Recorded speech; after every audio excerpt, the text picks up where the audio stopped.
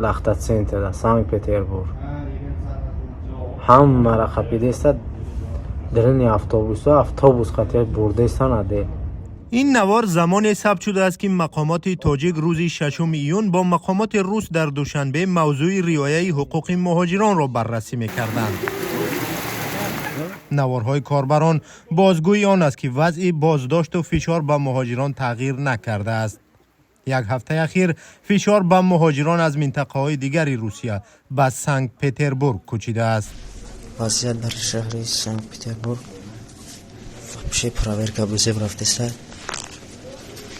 короче наброя гуфти гапо ҳамад эҳтиёт кине ки ба худо қасам чизе меган ҳамаш роста биненда хитонда слишком бузев бигод рафтеса проверка ай любой ҷо қабилда бор када адлени ҳаф овардаган ҳама адлемиёни қали пури одам шудага.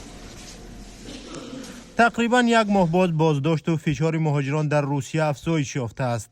مقامات روس بر رسانه‌ها این را یک سنجش معمولی بود و باش مهاجران گفتند. در سنت پتربورگ پس از آن بازداشت و تفتیش مهاجران افزایش یافت که هفته پیش گروهی از مهاجران از آسیای مرکزی در ساختمان زنازنی کردند. حامیان مهاجران میگویند مقامات روس چنین حالت‌ها را برای سرکوب بیشتر مهاجران استفاده می‌کنند.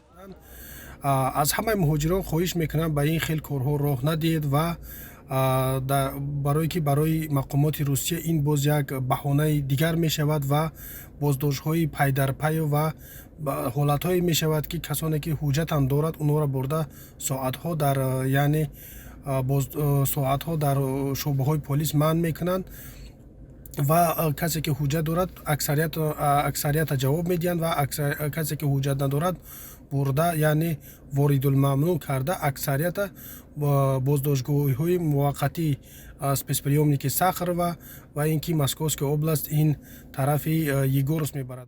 در اکثر شهرهای روسیه مهاجران میگویند هیچ قانونی را نقض نکردند ولی به دلیل آنها را جریمه میکنند. نمیدونه معمول چی میشود اسپاری میره با میگن که یای بیتوجی کنه خیلی این هم پرایپسیگه سوز بودیم یا سواچی نمیجوشتیم. مرکزهای سودایی که آنجا مهاجران تاجیک کار میکنند از چشم پلیس پنهان نمانده است.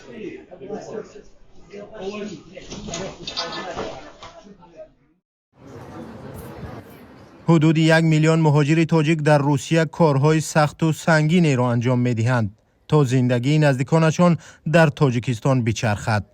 آنها در برابر کاری سخت و مزد کم از فشار و اذیت مقامات روسیه پیوسته شکایت میکنند. فشاری که در یک ماه اخیر به مراتب سخت‌تر شده است و معلوم نیست که کی مهاجران نفسی سبک خواهند کشید.